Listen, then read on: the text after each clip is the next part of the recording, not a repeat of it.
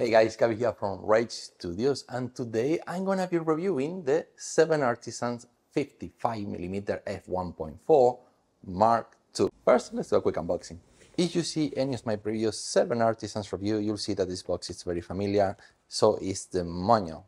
And as usual, 7Artisans does a very good job of padding these lenses very well. There is a lot of protection. There is even a plastic bag to protect it from moist and dust. And as you remove the rear cover, you can see there is a metal mount, metal cap. Basically, the whole lens is made of metal, so it's outstanding quality. We do have a 52mm filter thread, and as you can see here, the aperture is declicked, so there are no clicks, it's very smooth. Ideal for video makers, and the focus ring turns so smoothly. One of the smoothest focus ring I have ever touched, and you can see it's somewhere around half of the turning ratio. It is very comfortable to handle, and you can see here the aperture blades, it's quite rounded, which means better bokeh. So here's how this lens looks like when mounted into my Canon EOS R6 Mark II. So this is a full frame camera, and I originally was planning to review this lens back when I still had my Canon EOS R10, and I only had that camera for a very brief period. That's because I realized that not having IBIS, it is a pretty big deal for my shaky hands. So I end up selling that camera. I only keep the R6 Mark II. And even so, this is an APS-C lens. So it is for crop cameras, crop sensor cameras. Well, it still performs really good here on my full frame camera. You just need to set the camera to crop, to 1.6 crop, and it still gets amazing pictures and videos. In case you wonder, I did review the original 55mm f1.4 many years ago, and that's one of my favorite lenses out of the entire 7Artisans lineup of lenses. It has so much character. They have these like defects that they're like quite unique that you don't find in any modern lenses nowadays. There is a bit of a swirly bokeh, and it is razor sharp, and there are some, like I say, optical flaws that I cannot like them. I didn't like so much the chromatic aberration on that lens, but other than that, it is a very interesting lens with a lot of character. Now, back to this lens. What they did is correct many of these optical flaws, leaving with a more technical sort of lens, but with less character, at least in my opinion. Let's take a look at some of the images and you can judge by yourself. Shooting wide open, this lens is actually pretty sharp, but in my opinion, it drops a little bit when it comes to contrast, especially if you're shooting against bright lights. It's still very doable, and for portrait, well, this is a perfect lens, considering that it is an APS-C, 55mm. When you do the conversion to full frame, it's more like an 85mm. And that's the perfect ideal portrait lens.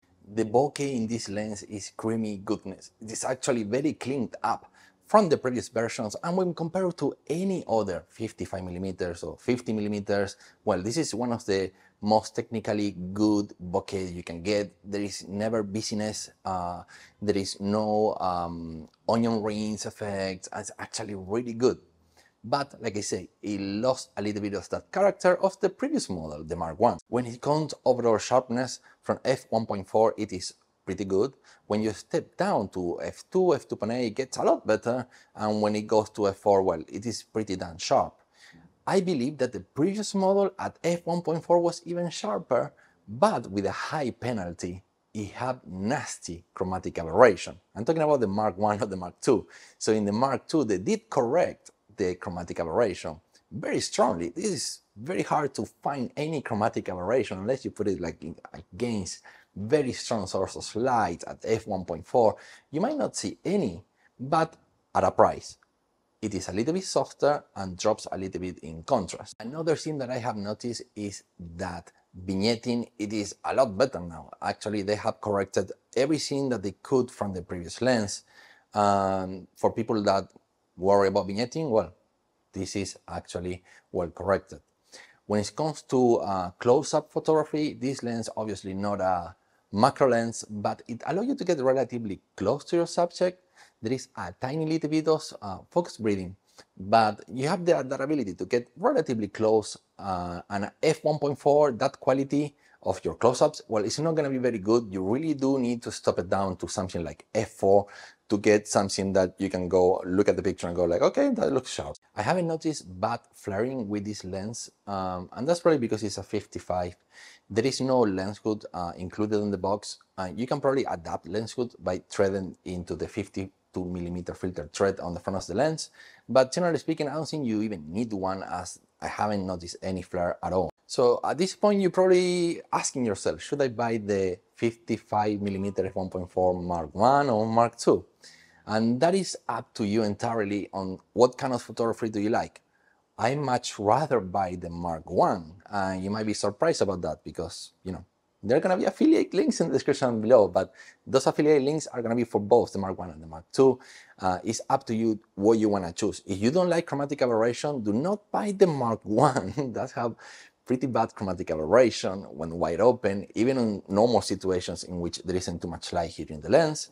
While the Mark II is much cleaner. Also, the bokeh is also very creamy, very clean, slightly better vignetting. While the Mark I is a little bit more all over the place, but that bokeh have a lot more character. So in some cases, you might even get it to be a little bit swirly, kind of like some old vintage lenses. And I like that. At my point in life when I do photography and I want things to look different, to look special, I don't want it to be technically good. I just want it to transmit, to talk to me. That image says something. And for that reason, I prefer the Mark I over the very technical Mark II. But you have your way of taking pictures, and the decision is entirely yours. Okay, guys, if you have enjoyed this review, find it somehow informational, please like the video, subscribe to the channel if you haven't yet, and I'll see you on the next one. Adios, amigos.